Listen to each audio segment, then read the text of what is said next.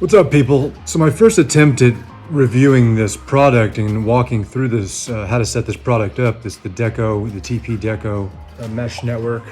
It's right here. And when I first started to set this up or shot the video on it, it took forever because I was showing absolutely everything I did, unpacking it and all that stuff. But what I really want to get to is how fast you can set this thing up. The only thing you need to get out of the box is the power brick and the device itself, and then the network cable that it comes with. That's all you need.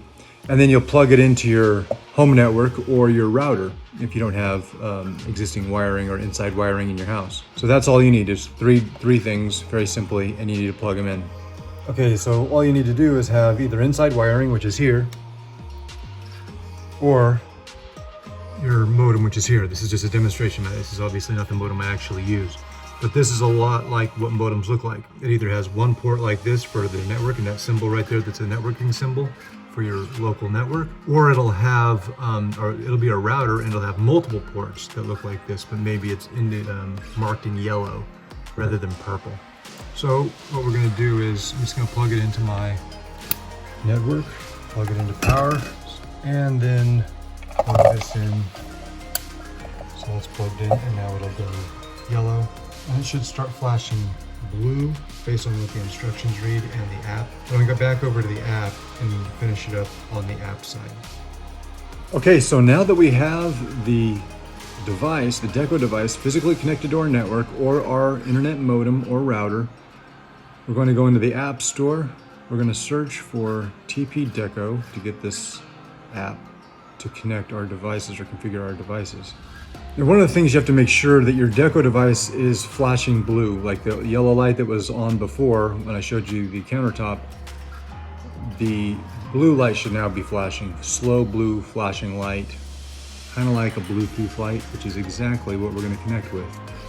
After it's downloaded, let's open up the app, and I don't want it to send me notifications, and agree to the terms of service. You'll have to sign up, but since I've already registered, I'm going to use the email address I registered with.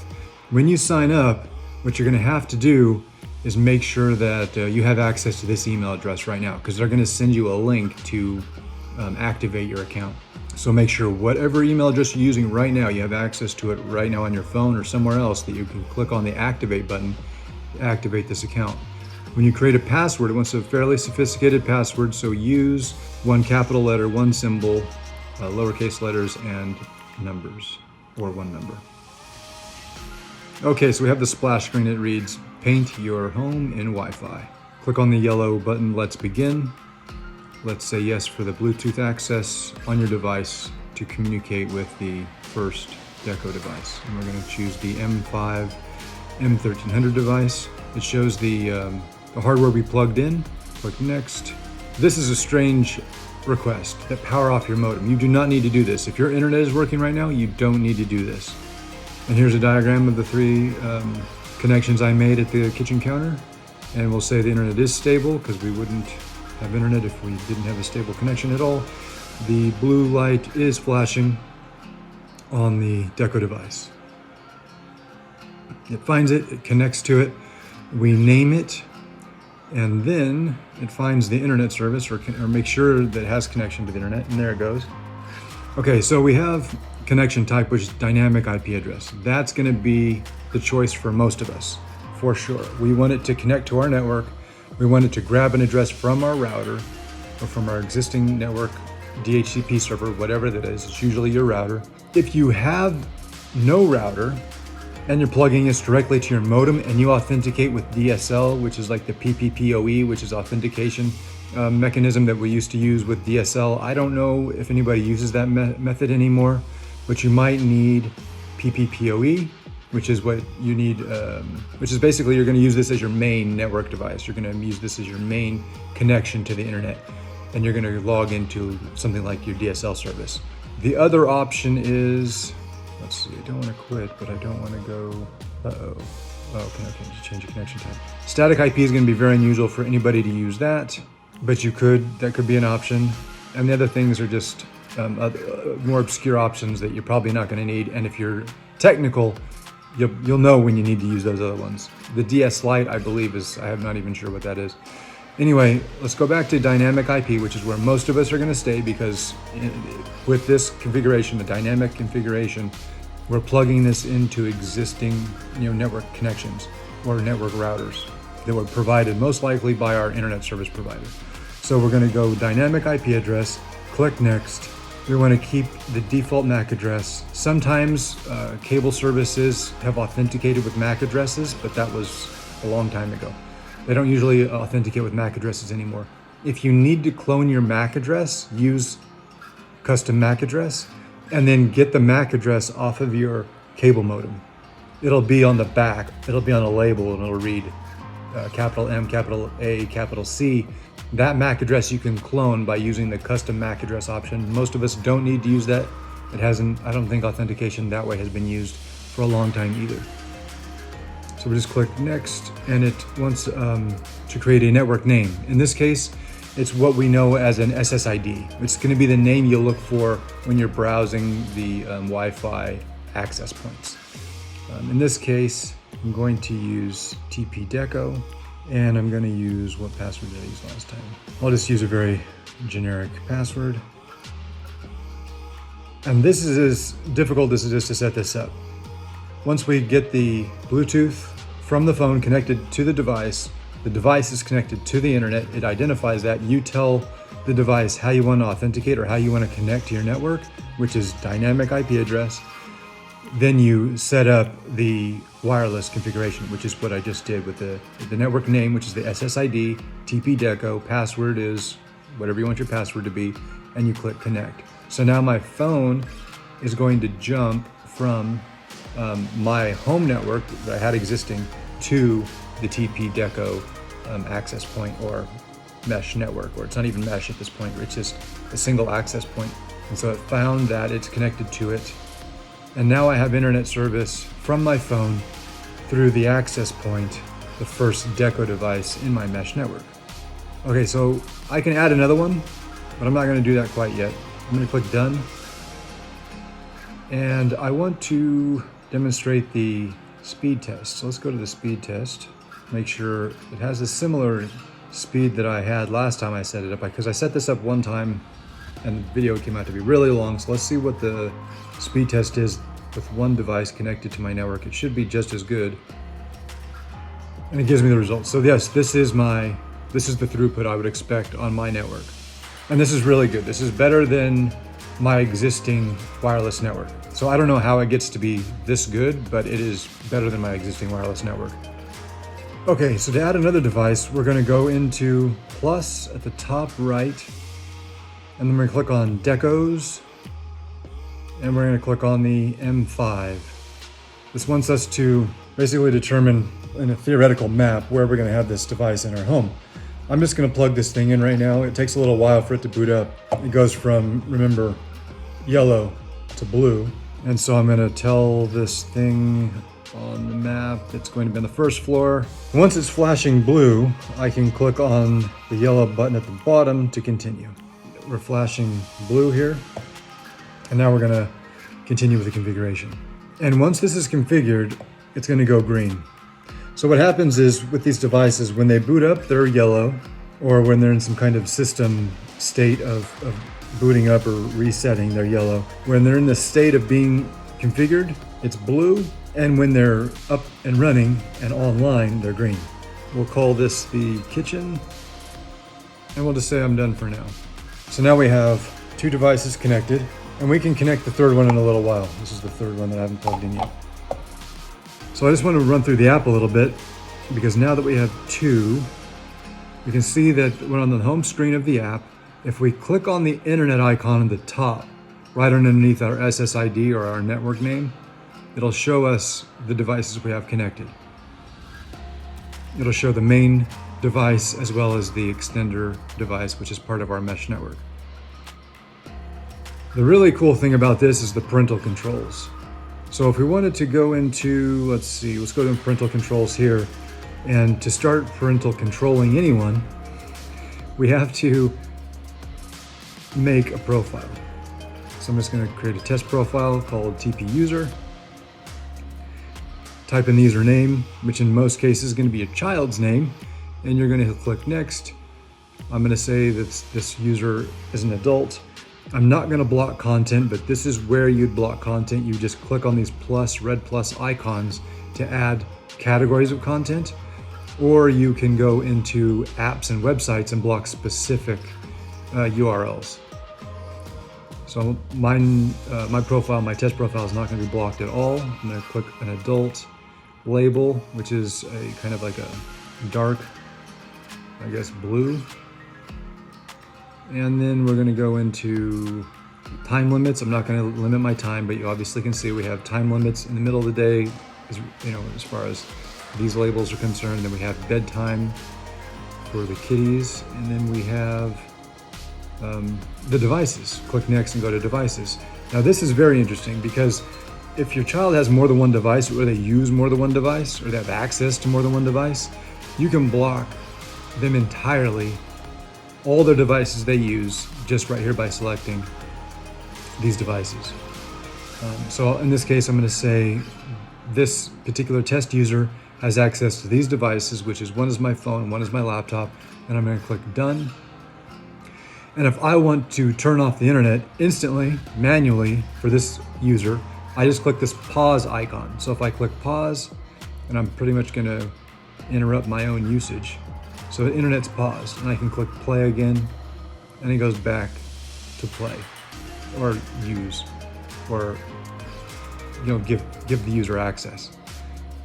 So that's really nice that you can bundle a bunch of devices to a particular user and turn that user on and off, or create schedules for that user, or create permissions for that user, all by basically modifying that profile.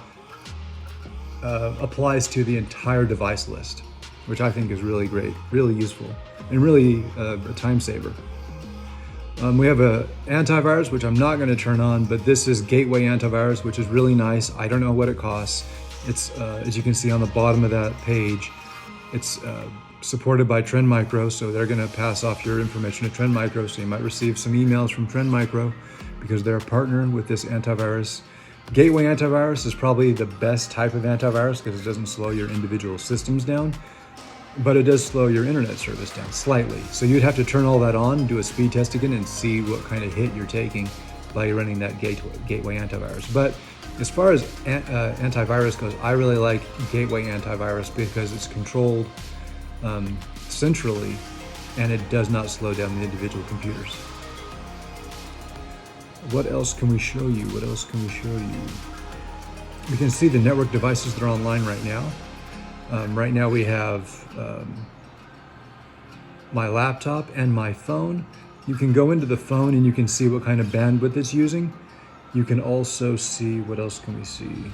We can also tell it it's a high priority. So if there's a lot of nodes or clients on the network, you can give this one priority, meaning if a lot of devices are taking up a lot of bandwidth, this one takes a higher priority on the access to that bandwidth. Let's see here, what else can we show you? If we go to more, which we get a bigger menu option, we have quality of service. Quality of service is basically how much bandwidth they give to each type of service. So every service, they have categories here for streaming, gaming, basically general browsing, and other services. So they categorize these. I don't know how they determine what is a game compared to what is surfing, depending on the protocols, I imagine, but that's probably the easiest one. But gaming, chatting, streaming, what's the difference between streaming and gaming at this point? I don't know. They have, categories of protocols and IP addresses that associate to these different services. So they're going to do a lot of that work for you, which is nice. But you can customize some services as well if you want. Like for me, I have voice over IP services that I've built, and I have custom ports and protocols for that thing. So I would build a custom protocol with ports and servers or IP addresses that I would create for those things. Most of you guys would just use the categorically just by gaming or streaming. Surfing is going to be the lowest bandwidth. And then we have standard, whatever that means. But it's really nice to be able to create a quality of service per device, per protocol, port, and service. And everybody has their own needs, but most people won't have to touch that unless you have some very specific requirements for streaming. Like, for example, if you're a streamer or a content creator and you're doing a live stream, you're going to want to create a quality of service rule for that particular service. Because when you're online and you have a bunch of other people getting online, you don't want your stream being pixelated or ruining the experience for all your viewers. So that's one of the reasons why I'd use quality of service. For me, it's a phone call. So I'm going to prioritize my VoIP service so my phone calls don't get distorted when I'm on the phone with a customer or something like that. Then we have managers, which is just a way to basically add people who can manage or control your account. And you'd add those per email address. Monthly report's pretty cool because you can see who's using up all the bandwidth, what devices are using up all the bandwidth, what services. So this is going to give you like a monthly report, which is really nice. I have an update feature. I've already updated, so I'm not going to get into that. We have a blacklist. So if we have this blacklist, basically what this is going to do is anybody who's been on your network before, you're going to be able to just say, I don't want this person to ever use my network again. Speed test, I've already ran through that. Advanced, this is how you can reconfigure some things on the first Deco device. Right here, the one thing that I noticed that I would want to change is where is it?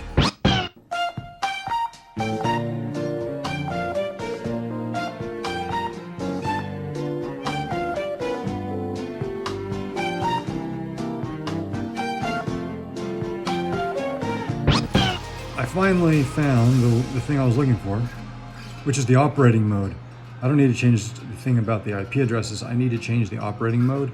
So I'm going to change the operating mode from router to access point, and it'll reboot. And that's that. So then, as you see the diagram here, I don't want it to assign IP addresses. I have a DHCP server already for that. So once you have it configured, you're going to want to put it into access point mode if you already have a router and a DHCP server, which if you have a router, you most likely have a DHCP server.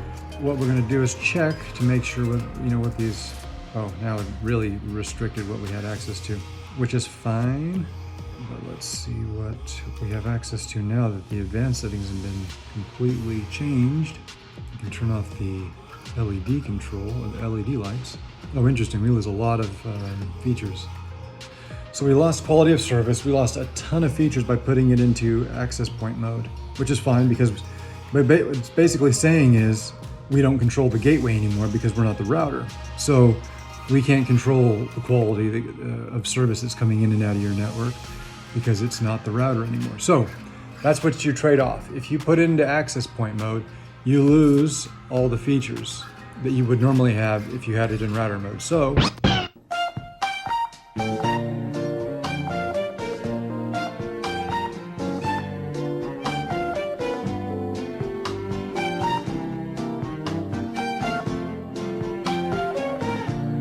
that's what you have to consider. If you have it in the default mode is router mode, which gives you all those features. And if you have it in access point mode, you lose a lot of the features and benefits. Let's see, do you have no, you don't have anything. So this becomes a much more simple device. So you have to consider that. If you want to have all the features which are baked in, like the antivirus, like the parental controls, you're going to want to keep it in router mode. The problem with router mode is you don't have access to your network. So there is a configuration to get the best of both worlds on this, and this is all theory because I just can imagine how this works. If you have the router or you have the access point acting as the router, you can plug a switch or a hub into the other port. So on this device, you have two ports. You plug one of them into your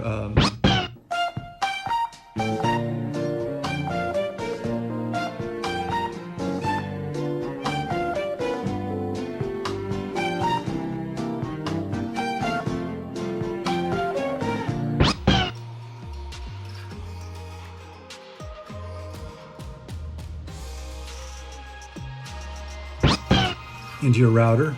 You plug the other one into a switch or a network device, And hopefully this would give you access to all your network nodes, all your existing network connections, like your physical network. So that would give you access to file share with with computers that are physically plugged into your network. It's getting a little more complicated at this level, but most people who use these type of devices are running pure wireless networks. I personally don't run pure wireless networks. I like physical cable. So if you need a combination of both physical cable and wireless networks, you're going to get into a more sophisticated kind of configuration, which I'm not going to get into right here because that will make this video much longer. But if you have a pure wireless environment, this is going to work great. Leave it in router mode, so it'll create a layer between a network segment between your existing ISP's router and your TP Deco router. So everything on the TP Deco network will be segmented from anything plugged directly into your ISP router. If you don't understand what I'm talking about, don't worry about it. Just make sure everything that you have is not connecting to your ISP wireless network. Make sure it's now connecting into your Deco network. Okay, so everything that you have, all your security cameras, all your alarm system stuff, everything that you had that was wirelessly connected to your ISP equipment, now you have to plug it into your TP Deco wireless network because they're segmented by that router. Okay, so just make sure you do that. You will not have access. Basically, you won't be able to communicate with anything that's connected to your ISP network, ISP wireless network, that's connected to your Deco TP network. Let me try to say this again.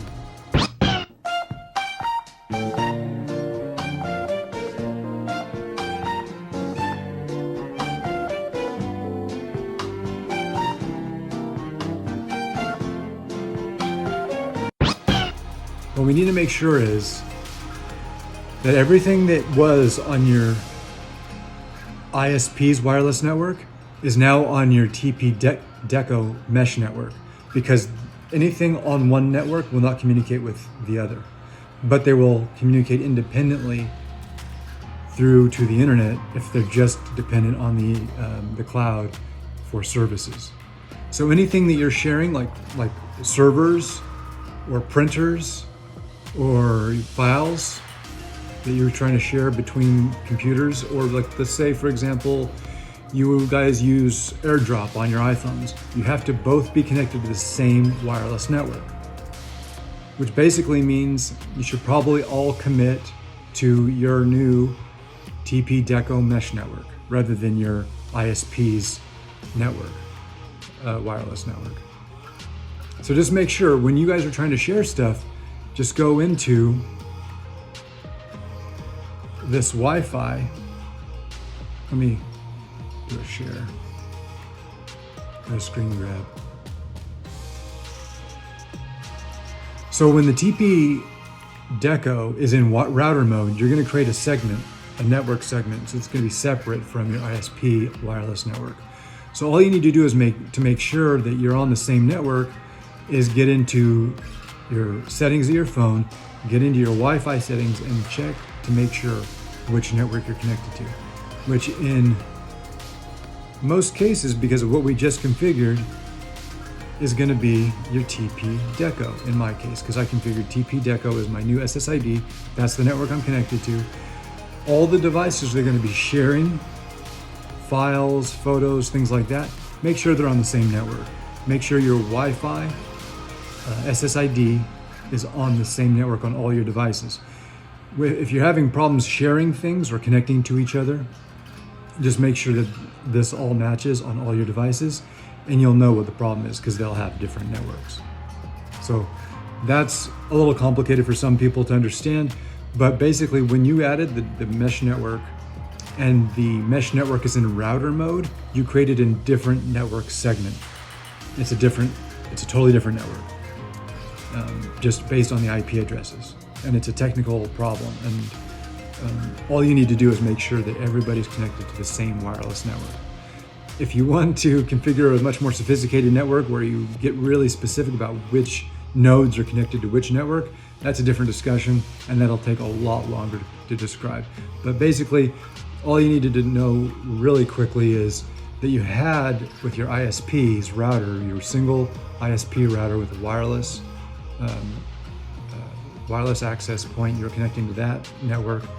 And now you've created a different network segment with your mesh network.